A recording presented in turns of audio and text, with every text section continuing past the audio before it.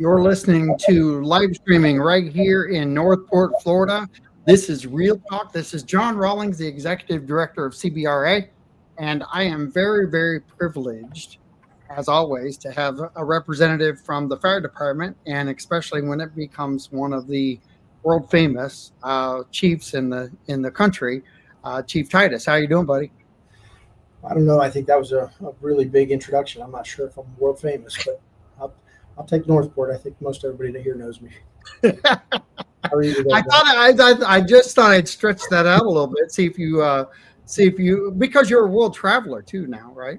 Well, I am. I just got back from vacation. Yeah, so did a couple of weeks in the Northeast. It was beautiful, nice fall leaves and a little bit of rain, but yeah, it was nice. That's fantastic. So we've got a new project that's happening right over at City Hall area. Do you want to talk about the station? Sure. So we just before I left, I was out of office for 3 weeks at a conference, then a couple of weeks vacation, but I got all my stuff out. And then our final day to have all of our stuff out of the fire station was last Friday. So if you drive by, you'll see we've got fencing up right now, and they'll spend the next probably 2-3+ weeks kind of going through part of the bid process. Allows them to go through and which helps bring the cost down. They'll go through and salvage some things. So like, those interior doors, things like that. They'll be taking some things out of there, and it kind of reduces the cost for us a little bit. So they'll do that in the next 2 or 3 weeks, salvage, get things out of there. And then sometime in December, probably mid-December-ish, they'll start actual tear down of the facility. And then we're probably looking at a groundbreaking, maybe January sometime to start bringing things back forward. So with hoping. What are we doing with the new station? What's it going to look like?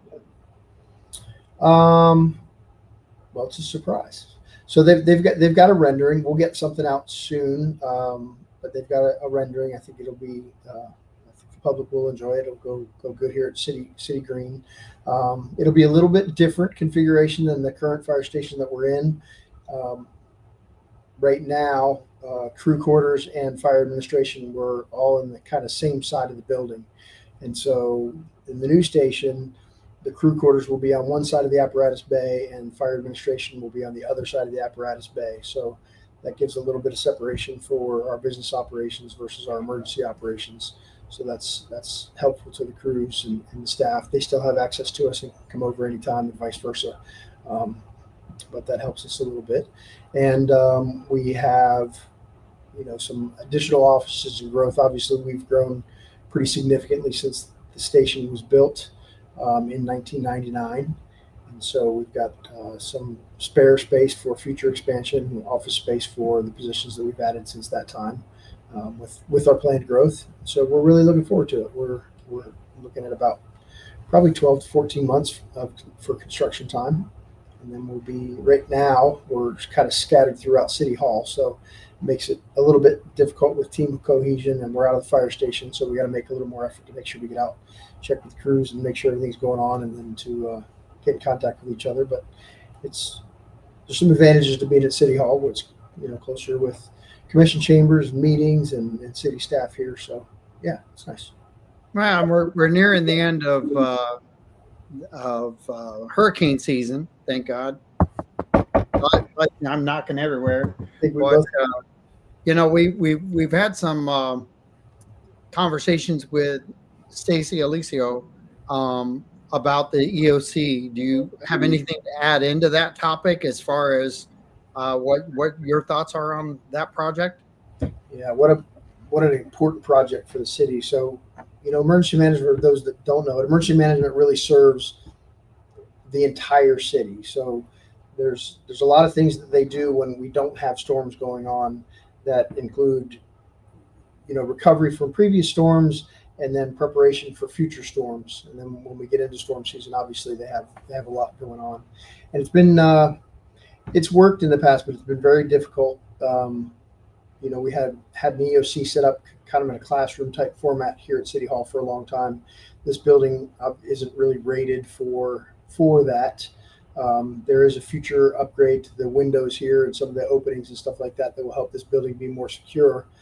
But it's created some challenges. One, there's no shower facilities here at City Hall. So, when you get past getting your second day, at the end of your second day, getting to your third day here, without a shower, it gets a little bit difficult and cranky and doesn't smell real great. There's not really dedicated sleeping facilities. So, our setup has been kind of find a floor in an office and go sleep somewhere and get some rest when you can. The new facility will give the opportunity for people to actually have a dedicated area where they can go during their time where they're supposed to not be working, so that they can get some rest during the storm. There'll be shower and bathroom facilities. There'll be kitchen facilities. And even the kitchen facility here is very, very limited, microwaves and things like that. There's just not a lot.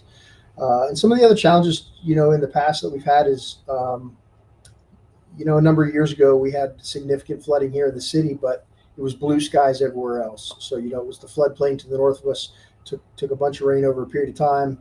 Everybody around us went back to normal operations, on the Monday morning. And we were still, we still had roads, with 6 feet of water on them in the estate. So we were full bore at the Emergency Operations Center. And it makes it difficult because everything that we do has to go through Sarasota County and then up to the state. And so, when their EOC is not open at full operations because they're at blue skies, it makes it difficult for us. And in the future, we can actually have their critical EOC staff come down and be here. So we have them directly here as a direct link. The other thing that's made it difficult is, when the storm does pass, there's times where we've had to have still City Hall out of, closed off to the general public and not back to normal operations because we're still running emergency operations here. So in the future, when that facility opens up, we'll be able to resume operations for the city, regular operations, much faster, and open City Hall back up because our EOC staff that's dedicated will be at the EOC and won't be occupying office space and things here. So there's a lot of advantages to doing that. It's again, safety, comfort. When you don't get a lot of rest during those times and don't have an area of refuge to go, it gets difficult to remain that focus, especially when you get into an extended, deployment or operational period. So it's really, really important. And that facility serves all of us internally, the city equally. And then, it's inward facing that way, but it's also outward facing to the communities so much that they do for helping, our business owners and our homeowners, get things back up to speed and providing resources from FEMA and other agencies and, all of the partnerships and partners that we have. So it'll give a facility where they can actually come again and be available for us to get back to normal operations faster. Well, I have I liked your idea there of the blue sky idea, as far as the aspect of paying attention to what's happening south. The hurricane that we had, Ian, I went to a doctor's appointment and it was just total chaos. And I can tell you on an emotional level, I was not prepared to leave here and drive down Bee Ridge to go to the doctor's appointment and realize that it was normal. Yeah. And it was not normal here. It's very and that I was in that excited mode, I guess, or the adrenaline mode. Sure. You guys get in that when there's a fire or an emergency event. I used to get into it when I was at the hospital. But to go through the hurricane, think that the whole county is involved, and then drive north of us, and there's no one asking if you're okay because they're not living it. And it's just strange how that works out, Absolutely. But those things are managed and handled differently too, aren't they? As far as the internal. As far as whether it's blue skies here or somewhere else? Well, just even in inner department, you've got a concern with city staff, but your guys have their houses here, their families here. Sure. If we're not protecting them in an EOC situation, that's one thing. New station, that's another thing. But there's the psychological side of things that you guys go through too, because sometimes you're 24 hours or longer in those situations where you're active and on the street, right?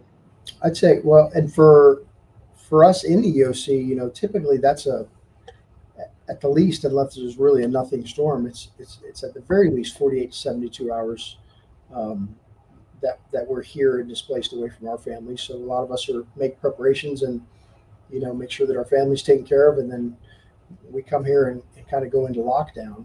And oftentimes there's really not any ability, if we through the last big storm, we lost communications, cell phone lines for a while, everything else, and so we don't really have access to our families, and they don't have access to us. So we want to know that they're safe. They should know that we're safe while we're doing this.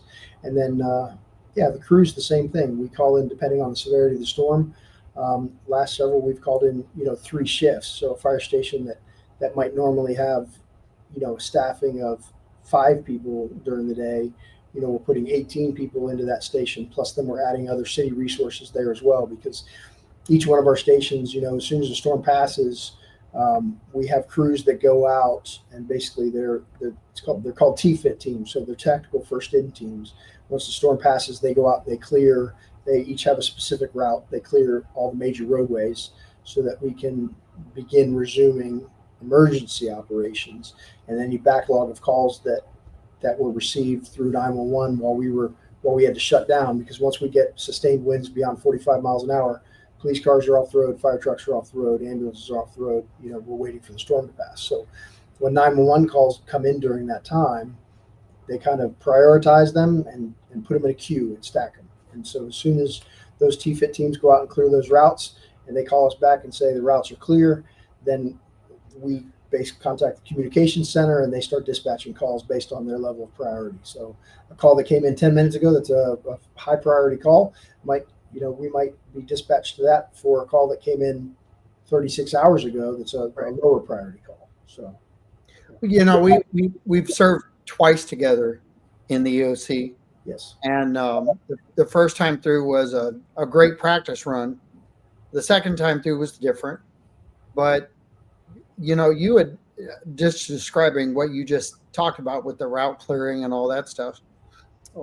You came in to the EOC and said, I just got back from on the road. So just because you're serving in the EOC doesn't mean that as the chief of fire, you're not out there, checking things out and seeing what things are all about. So a lot of times, technically, when we're in lockdown and we're in our the position that we're serving, we kind of are locked down in the EOC. But I do B shift. So B shift is typically the night shift. So it's a 12-hour night shift. I don't sleep much. So during the daytime, I'll still help in the EOC. I'll help, whoever's filling my position, but then I'll also go check in with crews, go out and check the status of the area and things like that, if the roads are traversable, and come back. So that's what you saw was during that downtime, because we were able to get out of the building to go out and check on things. So yes. And I know you were thinking I was going to bring up the end of that game, which was you running down the hallway, but there's some moments in there of tense, and then there's moments of relief, and you kind of experienced both within about a 5-minute span of time, because we were supposed to get hit and you announced it, and then you ran down the hallway and you ran back and said, well, it turned. That emotion is real within the organization, not just out on the streets, because everybody on the streets was thinking the same thing. Absolutely. But when you guys are under fire, no pun intended, but when you're in the line there, it's tough, because you're walking into a room full of everyone watching some of the same video of what's coming at us, and then it goes away. Yeah. Resource-wise, you guys are on top of it for the citizens across the board. I watched that firsthand, experienced it, got to interview you guys about that kind of thing. But that organization for an EOC and first responders, it's major in a situation like that, isn't it? Absolutely. So just like we have the Emergency Operations Center set up here, then most of our major divisions have what's called a DOC. So they have a Department Operations Center. So my operations chief and my district chiefs, um, you know, previously they were housed at 81. And actually during that last storm, where they had their Department Operations Center set up, that wall in the training room, actually that whole window wall blew in. So they had to take everything out of that room while the storm's going on and kind of move it to another area and continue operating. But they're basically, they go into lockdown just like we do once that 45-mile-an-hour sustained wind happens.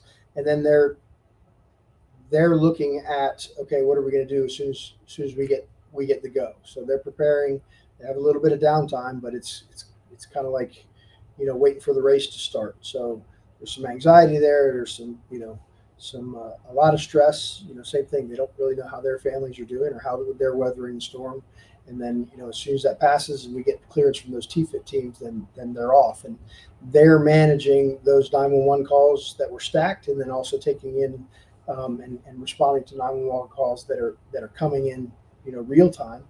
And they're in constant communication with us for resources they need, and we're directing where they get staged, how those things, where they're coming from, how long they're going to take to get here, tracking how those things are paid for, what that's going to happen. And that happens with us, with Public Works, with the police department, with utilities, all doing the same thing.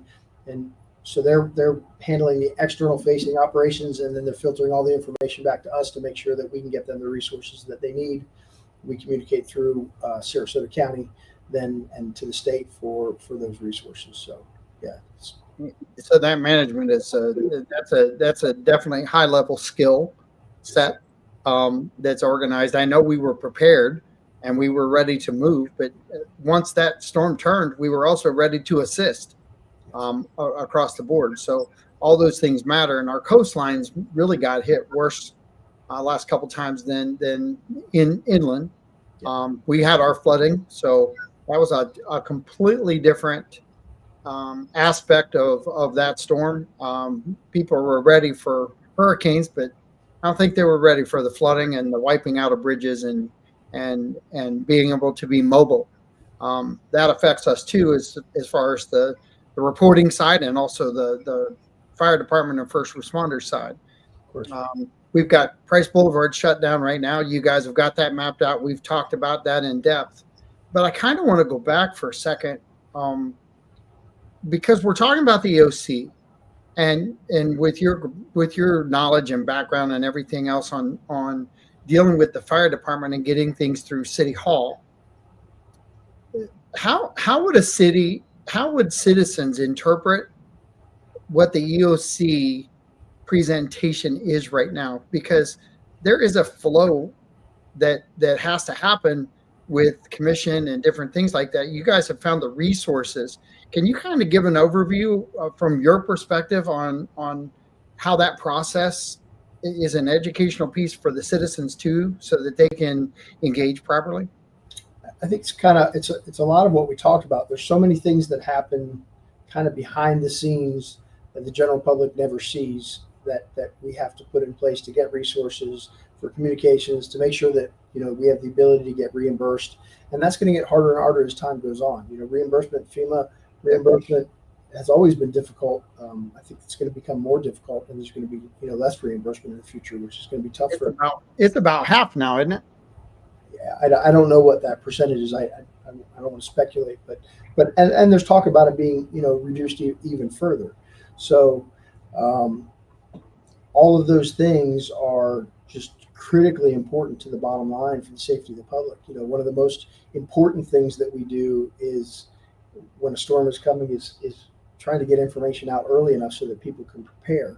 And of course, when we look at a storm and when we take all the information that we have, we try to put out messaging, and we put out, if there's an evacuation or things like that, we rely on the general public knowing where to go and get that information. We publicize it. We talk about it all year long. We put out flyers, and we have seminars, and we have workshops and things like that. So in different communities, so that people know, because the toughest thing for us is some of our low-lying areas, some of those zone A's that like in the mobile home park and things like that. Those communities typically don't do well in storms of any significance, and when they when the storm passes, a lot of times those are the communities that are really difficult for us to get into. And so we really try and prioritize and emphasize to people, if you can go early.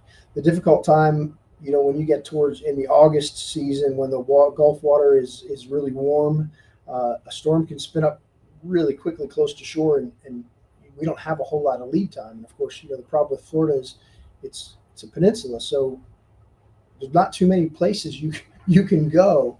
It's either head to the other coast, depending on what that expected travel course of the storm is, or you can head north. And both of those, obviously, there's a limited number of roads and ability to get there. So the earlier somebody makes plans, and the earlier they plan to leave the area, the better off it is. Because the worst thing is to be stuck on the roads, when something like that happens. And the emergency shelters that we put up really are supposed to be just for that. They're supposed to be emergencies for the people that don't have somewhere else to go safe. Their house, if we tell them to evacuate and they don't have anywhere else to go, that's what those shelters are for. So, well, I want to go to the aspect of now the citizens' involvement on getting behind the push to build the EOC.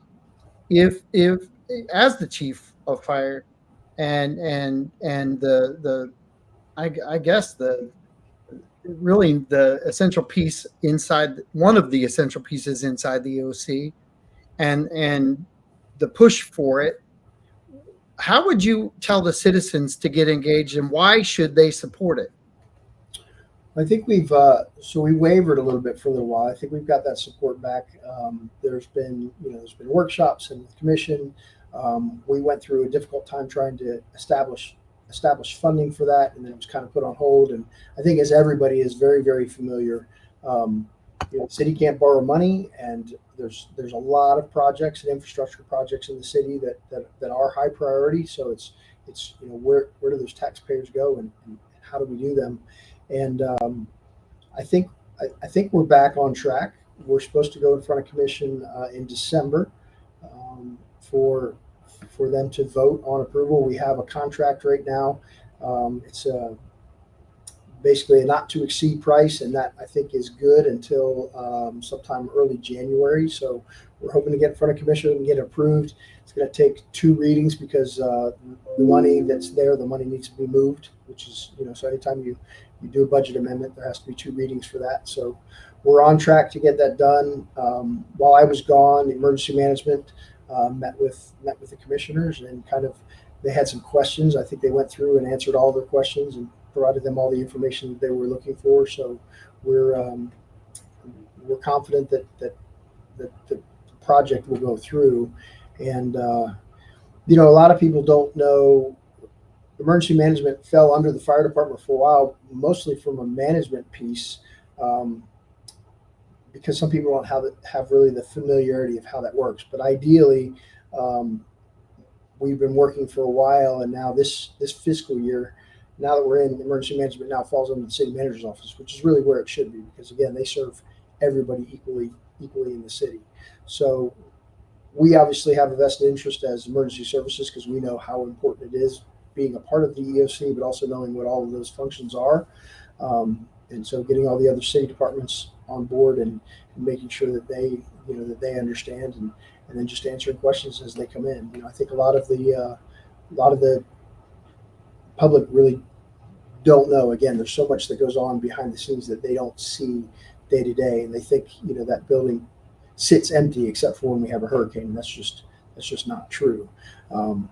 We're always looking for place to have classes, places to have the public come in and meet and stuff, and that facility will be available for some of our business partners to come in and meet. There's going to be inspectors from the building department are also going to be housed in there, so they'll have touchdown points that come in the morning, and then go out into the field and do their things in a place where they can end up at the end of the day. And like our CERT teams, we can come in and have a meeting there. There will be a lot going on in that building, even in downtime when storms aren't going on. So, Well, I watch the relationships inside the EOC. Outside the EOC, they're just as strong. Can you talk about the relationship that you have with the Stacy's of the world in the EOC and that management team and how you guys coordinate together? it's so important for us, as I said, by statute, all of our requests, for a municipality, for any municipality, they have to go through the county, and then that gets filtered up to the state. So those relationships are critically important between us and the county. And the county emergency manager is phenomenal. She's from down south in the county, and actually Stacy and Mike, so our emergency manager and our deputy emergency manager, both worked together with Sandra, who's the county's emergency manager. They worked together years ago. So when she got selected to come up to Sarasota County, we were kind of ecstatic because that relationship is very good and very supportive both directions. And so it's been great. They certainly call us, and it's constant communication, back and forth. It's during storm time, it's several meetings a day, but throughout the year, it's constant communications on training and things that are on the horizon. And as I said, emergency management, when we don't have storms going on, just regular parts of the year, they're working on our continuity of operations plans. They're working on our comprehensive emergency management plan. They're working on all these things, relationships with all of our nonprofits in the city on their availability and what things can they offer to the public when the storm comes. Churches, great relationship with the churches, and things are going on. As a matter of fact, we're supposed to have record cold weather coming up over the next few days. Tonight, I think 20 degrees, I think lower than what's on record in the last 60 years or something like that. And so 100 Church comes forward and is used as a cold weather shelter. And so we help coordinate with them and getting volunteers to staff that, so that our homeless population, or people that if they don't have heat, that they have someplace that they can go and they can be, out of the weather and be safe, when it's really cold. So those relationships are incredibly important. And then talking about, the consistency of messaging. So that's something, that we've worked a lot with Sarasota County on, so that the public is hearing the same message, wherever they go and listen. Now, it might be different for Northport specifically than it is in Sarasota when we have a storm, because again, if we have major flooding down here and they don't, the message may be different in those two different areas, but the terminology is the same, and how we put that messaging out, we share that messaging back and forth, so that if somebody's going to Sarasota County Emergency Management page, there's a link and information they can get for Northport, and vice versa. So, the strength of the management team inside of a city during an emergency event, that really shines through, and the citizens don't normally get to see that. I know I served there twice, and I watched it. Like I said, there were two different environments. One was a little bit more relaxed, and the other one had the packets of meals sitting at the elevator waiting on us to spend a week. It was from a citizen standpoint, first time in the door, it was an eye-opening experience. The second time, it completely flipped upside down. And I remember trauma alerts at Grant Medical Center in Columbus, Ohio. When we didn't have one, we were relaxed, we were chilled, and we were laughing and having a good time.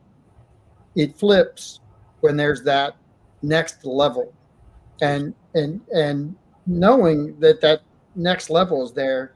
The one thing I noticed that I want to tell the citizens about is the professionalism never changed. It was 100% professional, 100% focus, no matter whether it was crisis or The first one was crisis with it's probably not going to happen, Sure. and it didn't. And I saw both. So the value that I saw that I can repeat to the citizens is the utmost respect, the utmost of care, and the utmost of focus was given. And you guys do a phenomenal job inside the walls. There's no question um, uh, about the professionalism. I give a lot of credit to, it just can't be Stacy and her crew and Mike and all those guys, but there are so many people who are giving inside of the EOC itself. Can you talk about the components that are there? Because you've got communication, you've got different things happening.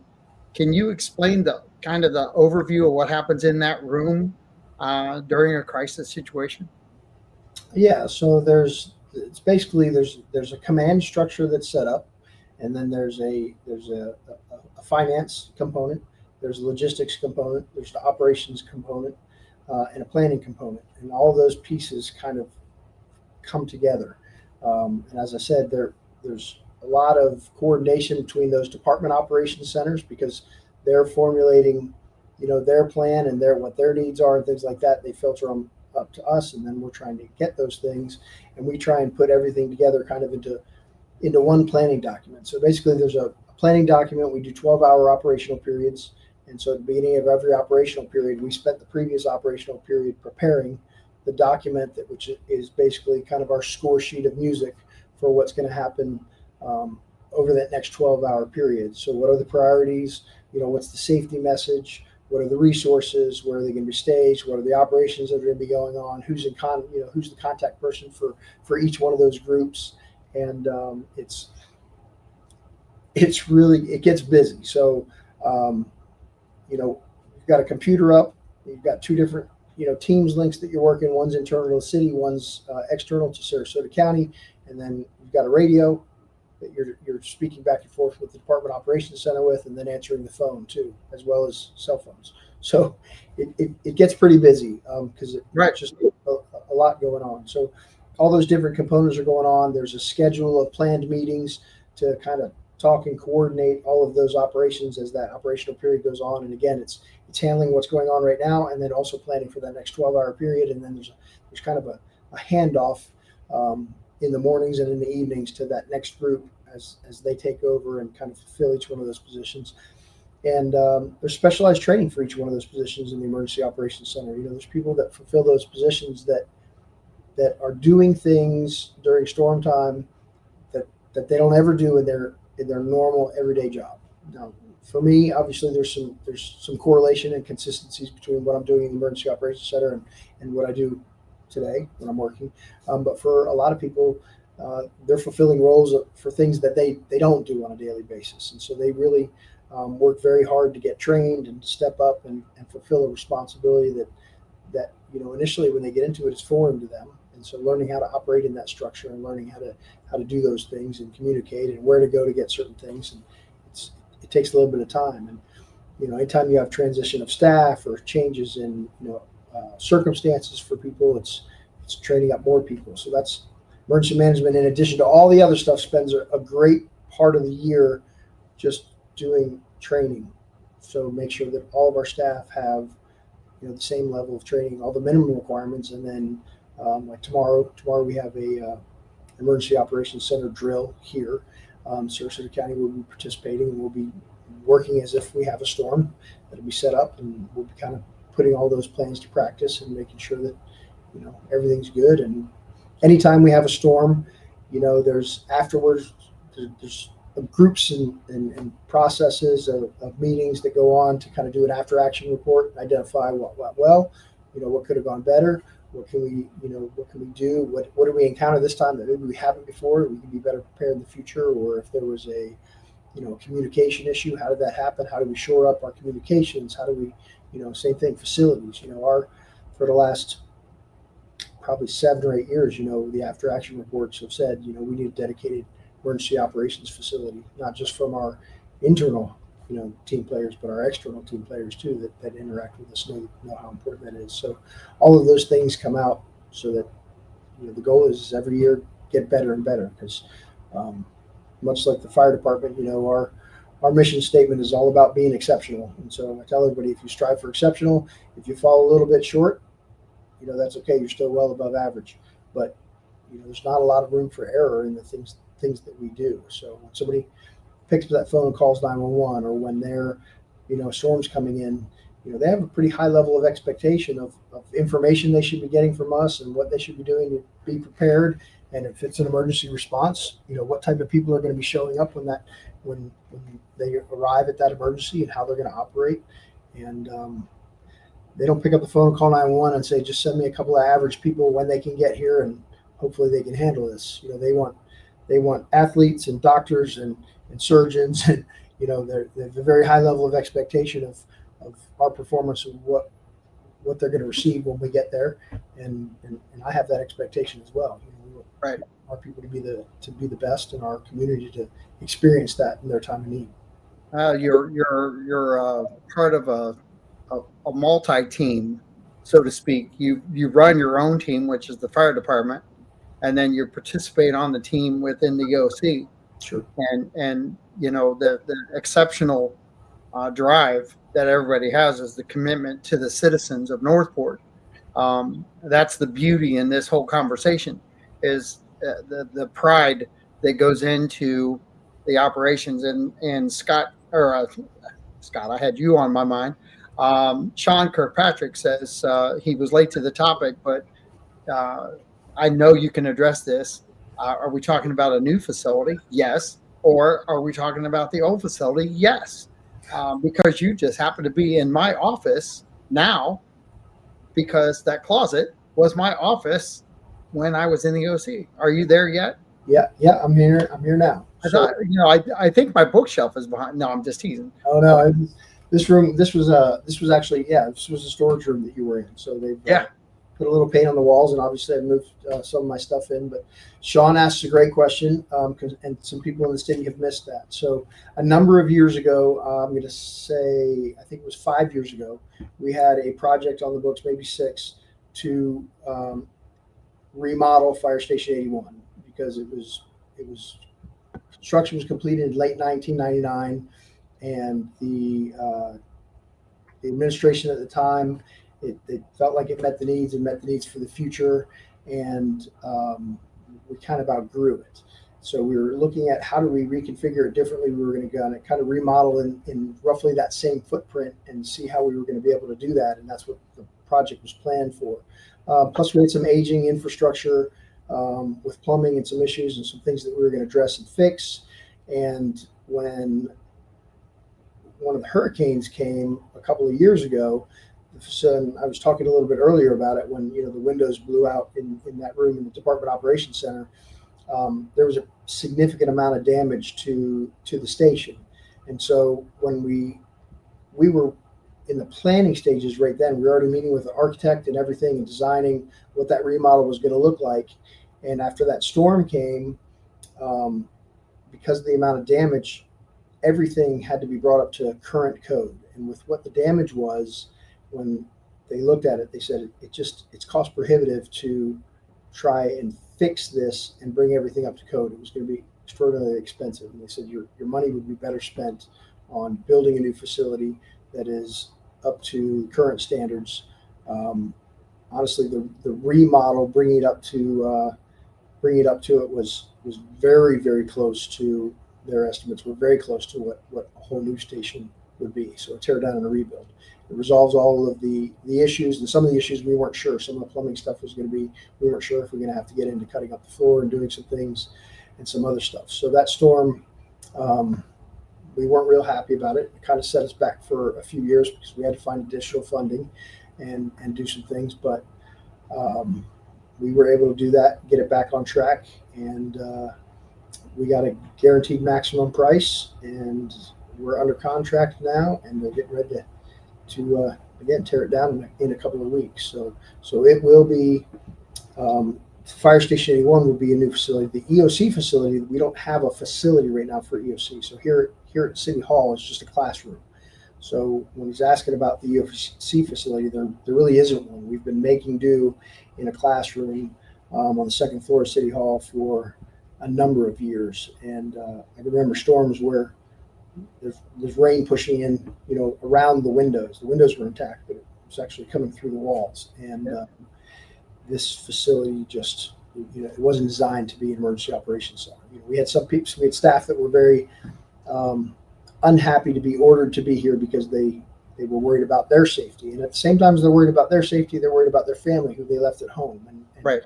So we have an obligation to provide them a facility where they can operate safely. They don't have those concerns. And again, it'll get City Hall back up to normal operations much quicker than having us continue to operate here and keeping this facility closed, post-storm. So. Awesome. I'm going to give a couple shout outs. Northport Estates neighbors, Northport neighbors, living in Northport, Florida, Northport, Florida real estate, and Northport truth seekers, and friendlies in Northport. They all shared and accepted the sharing of this information to get it out into the community.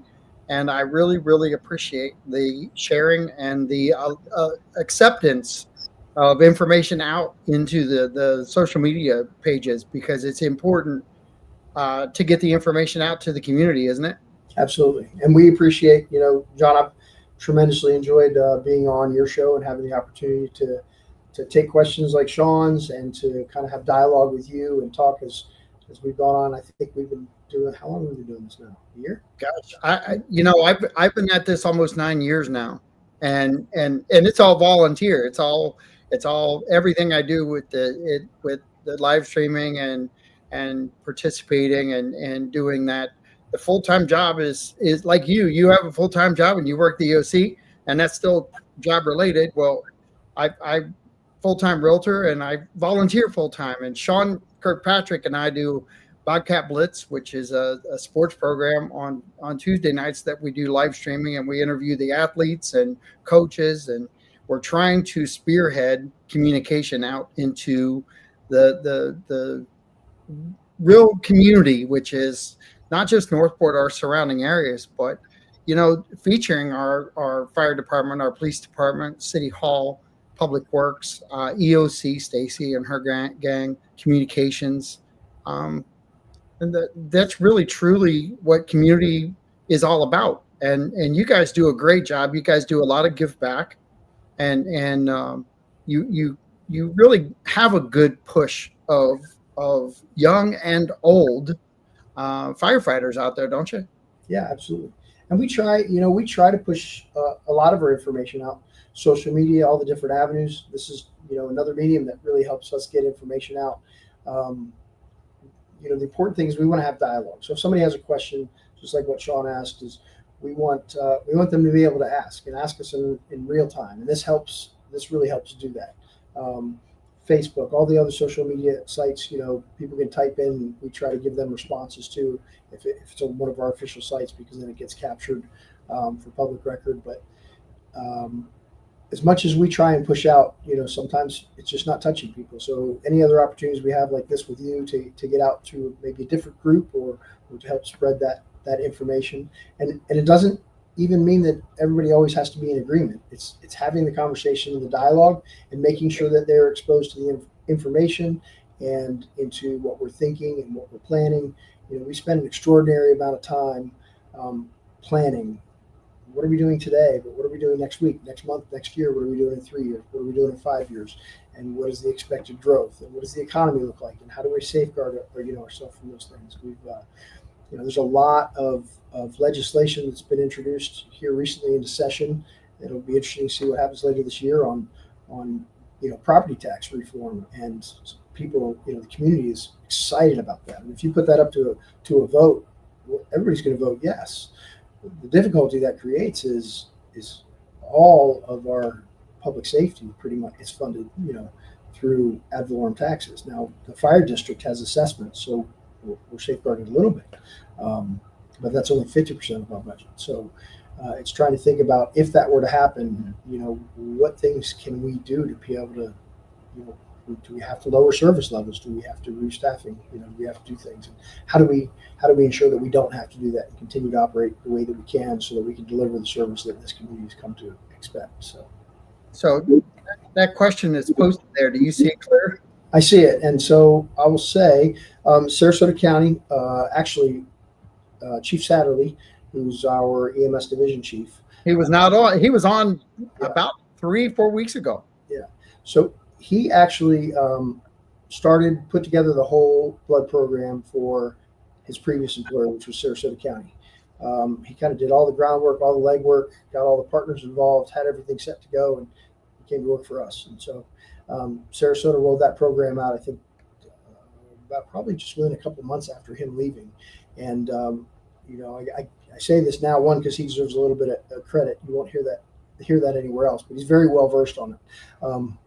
We've looked at it here. He and I have talked about it, but there's actually some really, really interesting opportunities on the not too far horizon where there's developing technologies and availability of some medical supplies that will do the same thing as whole blood, but it's not blood products.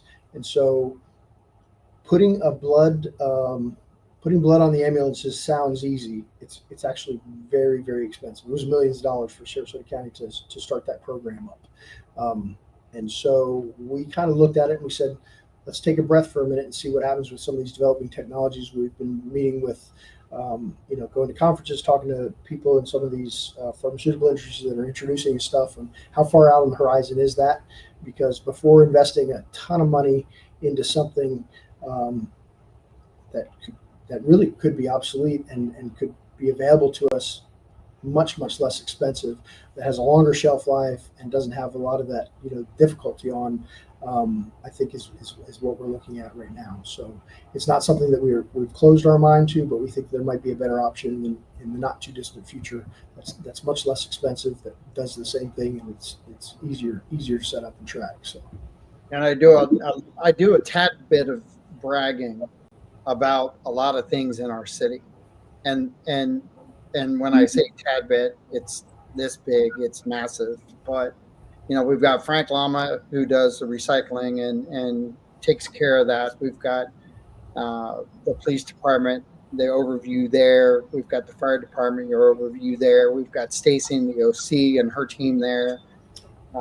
We've got City Hall, and we've got commissioners who are all over it and trying to enhance our living environments. 6 years without a tax increase on not property taxes, that's held by county. So before anybody goes crazy, we have so much to be proud of, but we also have a city that overall the umbrella says look into the future at technology and what things are happening.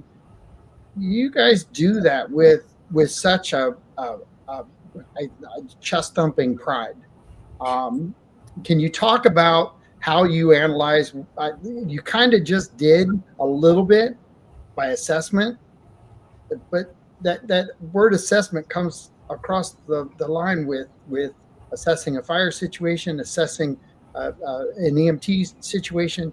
You guys are in that mode of assessing anyway, and it's kind of bred inside. But what is it that you guys really focus on to drive you through the technology side to really get us positioned well? So one of the things we're actually doing right now is that I have a meeting set up, I believe it's next week or the following week, with the IT division of the department and several of my internal members that are pretty tech savvy and have some good information. And we're going to start, we're actually going to develop a technology master plan for the fire department. It'll probably be a 4 or 5 year plan, but we will revisit it every year because technology is changing so quickly right now. And so it's figuring out what's out there, what's available. We are in the process this year, going into next year, we'll be changing our electronic reporting systems that we use for all of the reports that we do. And the newest ones, they have AI assisted technology that help really cut down some of the report time.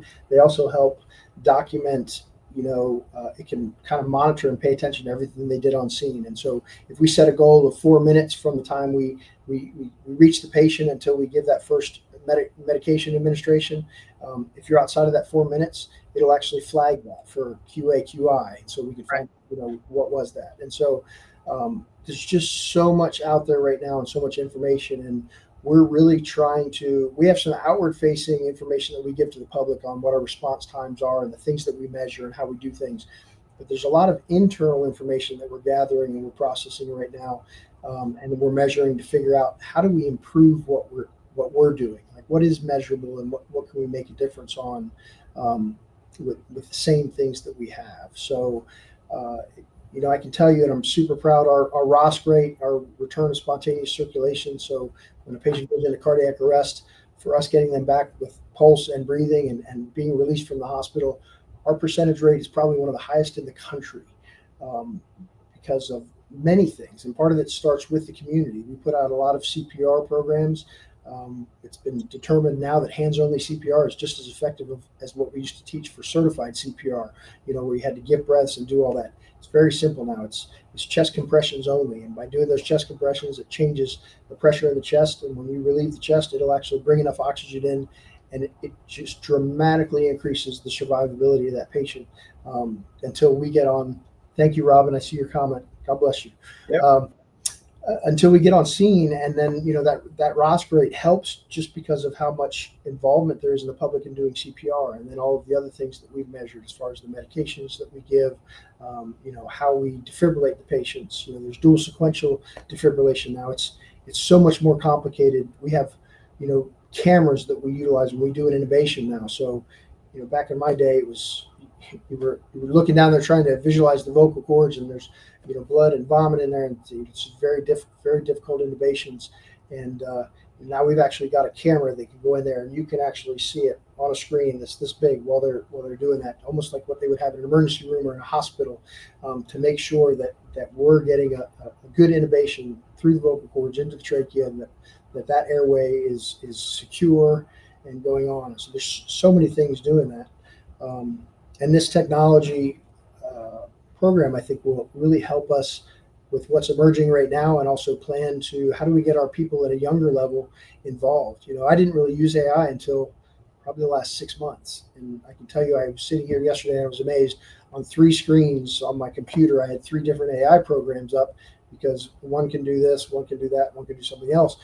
But the efficiencies that you can find when you're researching something or when you're putting something together, and you have to be a subject matter expert to a point, because you still have to verify. There's some things out there. If you don't know what you're looking for, you don't verify it. You definitely can put out. Thank you, Mr. English. Thank you so much. But you have to verify all that information, make sure it's right. But it really can save you a lot of time, point you in a direction. And it's how do we get our people involved at younger ages now? They're much more comfortable with emerging technologies. So figuring out how to get them to be able to utilize and harness those technologies in the job that we do, so that as they move through the fire department and they end up moving into roles like I have now, they have a lot more comfort level with those things as they move higher in the organization. So that plan, part of that will be education of our lower level people from day one entry into the system all the way up through our current staff that we have now, to try and get them used to that. Absolutely. Another question from Robin. Let's talk a little bit about drones and the integration of drones into the fire department. I love this question. We're going to go over on time, but I just came back from a conference, Robin, 3 weeks ago. I was in Charleston for 4 days for a technology conference, and there was a fire chief there from San Bernardino, California, it's probably one of the poorer counties. Now, there's some wealthy people there, and there's some big businesses there, but as far as the whole county goes, it's a relatively poor county, and they cover a really, really large area. It's the largest county in California. And so obviously the wildfires out there are crazy. And there was a company that had developed a technology for fully autonomous flight for Black Hawk helicopters, and they wanted to market that to the military, and the military ended up not wanting to utilize it, not purchasing it. So this fire chief out there was introduced to a gentleman, and they set up a pilot program. They started with drones, and started with a fully autonomous drone that was hooked into all of the satellites. And basically, through AI, they taught the drone how to recognize smoke versus steam. and it covers 278 square miles.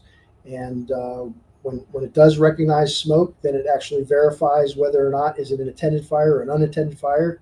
If it verifies that it's an unattended fire, that drone would take off, go there. It would hover at a certain height and circle around, and it would give live stream to the units coming in so they knew what they had. Well, they've continued to use larger and larger drones until now they actually have a full-size Black Hawk helicopter. And when a fire comes in, that helicopter takes off by itself, has a Bambi bucket on the bottom of it. It's 300 gallons or 400 gallons. It takes off. It will go pick up water on the way to the fire. When it gets to the fire, it'll drop that water. It uses all the atmospheric conditions of what's going on, wind speed, direction, humidity, all of the atmospheric pressure, and it determines how effective that first drop was and does the calculations on how could it be more effective with the next drop while it's going to get the next bucket of water, and it goes back and it drops again. And that helicopter will continue to do those drops until somebody breaks in and diverts it because they have air tankers coming in, or until it needs to go back and refuel. It's absolutely incredible. Can't imagine what that would do for us with 104 square miles. Yeah. Well, the thing is right now, and we're very fortunate, we have fire stations throughout the city. So when I first started, we had one station in the city, and when we would get a brush fire and we would start down, the road either on Price Boulevard or Hillsborough to go all the way out to the Yorkshire Loop, when you go there, you might see a little wisp of smoke when you leave the station. By the time you got there 20 minutes later, it looked like a jet plane crashed, and you got 150 acres that are running on you. So we used to really have some very big fires. Now we have early notification with the 911 system, all people on cell phones that are traveling those areas, and we have fire stations located out throughout the city. So we get earlier notification and we get units on scene faster, which is great. So I'm not sure that we'll ever get to the point where, unless somebody were to donate, and if there's a company out there that wants to, we would love to capitalize on that. We may not get to the point of a Black Hawk helicopter. We've looked at drones. We decided currently the police department has a pretty significant drone program. They're very successful. They're very good at it. So when we have fires, we employ them. They show up to our command post. They help us look for spot fires. They help us, give an eye of what's going on. And then when the forestry helicopters or airplanes get into the area, we basically pull the drones back. But what I can see in the future, and what they have now is drones that sit on top of the fire station. It's housed, it's charging, it's ready to go, and certain call types that go out, whether it's a brush fire or structure fire, that drone would actually take off. It would be dispatched to that address. It would automatically fly there. It would fly it. You can set it, say it's going to fly at a level of 150 feet, and it's going to circle 500 feet. So it'll just circle in a radius while you're on scene. And it will send that video to the crews that are coming in so they have an idea of what they're doing. They have FLIR technology, which can recognize where hot spots are in the house, so you can see where the fire is. And some of them you can see actually where there's victims, so you would know where to go and get them. So those are the types of things that we're looking at now to what we do in the future. There's drones now, underwater drones now, and as you know, all the canals and the lakes that we have here, for a dive team to go down and search some of those hours and hours and hours and hours. You get an underwater drone, you put it in there, you can search an area that takes 8 or 10 hours with a dive team. You could probably search it, in half an hour. So those are types of things we're looking at in the future, and then finding out how to balance that. Can we partner with somebody in the community, or can we find somebody to help? Because that technology, it's not inexpensive. Yeah. So we're hoping, as time goes on, the costs will come down, and we'll balance that with what the needs that we can do. In Taiwan, I can tell you, they just went, and it'll never take our place, but they went from 4-person staffing on their engines to 3-person staffing, and the 4th position on those engines now is a robot. And that robot basically does, it's not fully autonomous, but it will follow orders. And so they tell it what to do. And they will pull the hose line for them, and it'll do certain things it will do and certain things it won't do. But as technology develops and continues to go, I think there's a lot of changes on the horizon. All right, here's the beautiful thing. The fact that we're talking about the Jetsons now. Yeah. We grew up in the Jetsons, and now we're talking about real life Jetson type stuff. That technology is crazy, and it's going to advance. But like you said, it's costly. And this chief in San Bernardino that I told you about, it's funny you say the Jetsons, because they're working with a company right now, and they found out the cost of these units, and he didn't have the money, and he went out and he gave a seminar on technologies and what was emerging, and he talked about this one technology, and somebody in the audience said, well, how much is it? And he said, well, they started about $500,000 a piece. And he said, how many do you need?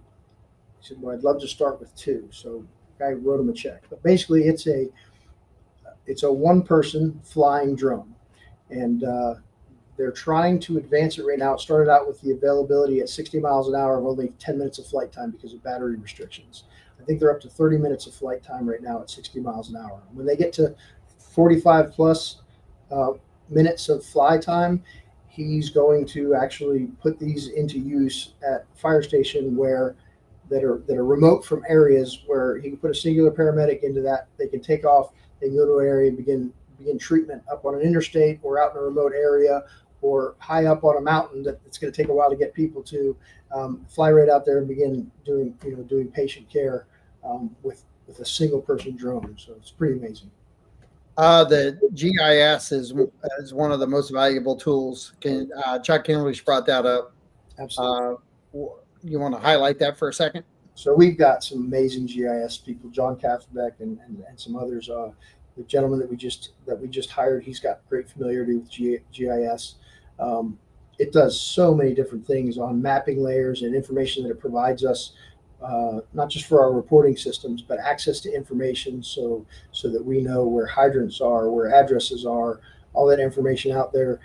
They use GIS to determine, we monitor through flood levels and different types of storms where water inundation, looks at water inundation modeling and stuff to make it more accurate than, we have these flood maps from FEMA that just aren't super accurate. And so GIS is one of the things that helps us do all that. And anytime, a new neighborhood opens, they're immediately putting those roads out, and that's accessible to us when we get dispatched to a call. And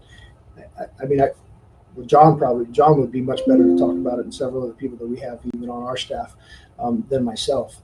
But absolutely critical in what we do to have that information. It makes just a huge difference.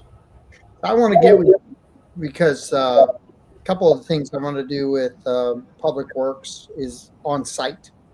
I would love to get on site and do something on site to really educate the public on what you guys do. So they do actually, and I'm sorry I don't have it in front of me. We've got a GIS day. I believe it's coming up, unless they just had it while I was gone. Yeah, I think it was over. Is it over? So yeah. So once a year they do that and kind of put out that education information. I did see the post. I think it was on a Saturday, and like every good Buckeye, I've got to do my Ohio State Buckeye crowd. We had 115 this week, so I can't let them down that way. So there's a lot of people in GIS, at Public Works, IT.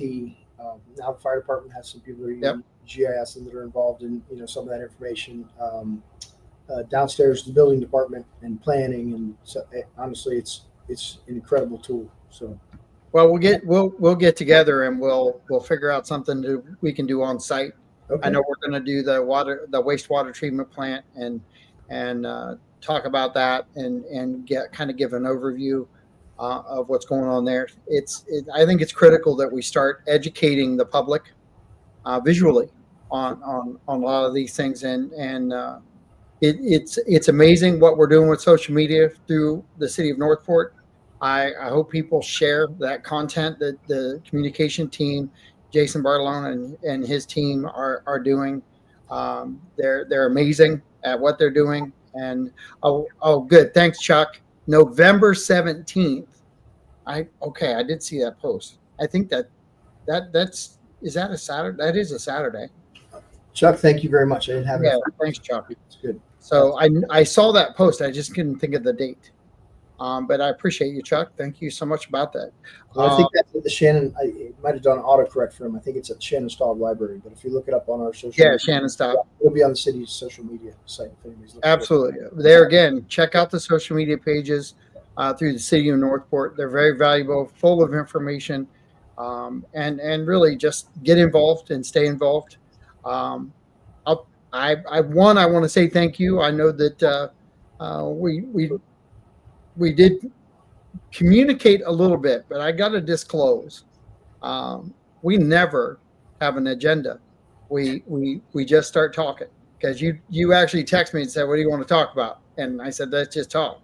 So it always goes down the path, and then we get great citizens involved who ask questions and kind of lead us down their path, and that's even more important. Citizen involvements are key to this whole thing. I think So you're thank you for your time. Thank the citizens. I think you're a lot like me, John, where, my dad raised me just say, if you love what you do, you'll never work a day in your life. And so I love every aspect of what I do with fire service and with the city. I'm so blessed to have been here, to have served this community for the amount of time I have. I'm in my 32nd year, and I love it as much today as I did the day that I started. And so to talk about it, I could do an 8-hour show with you and probably never run out of stuff to say, as my staff will absolutely attest to. But yeah, I absolutely enjoy it. Anytime that I can promote our people and the service that we're providing and promote this community and help educate the community on what they do. And I appreciate your help in doing that and giving us the opportunity. So thank you. Not a problem. I appreciate all your time that you spend with me and educating the citizens on the fire department and so much more, because we didn't just cover the fire department today. We covered so much more. You really because we included public works, we included the police department, we've got the EOC and the fire department all in one show today. So thank you very much for your time. And citizens, thank you very much, Chuck, Robin, and Sean, for your questions, and all the social media pages out there that I mentioned earlier that are sharing the content. Thank you so much for being part of it, and share. And we'll talk to you soon. Thank you so much. Thanks so much. Have a great day. All right, you too. Thanks.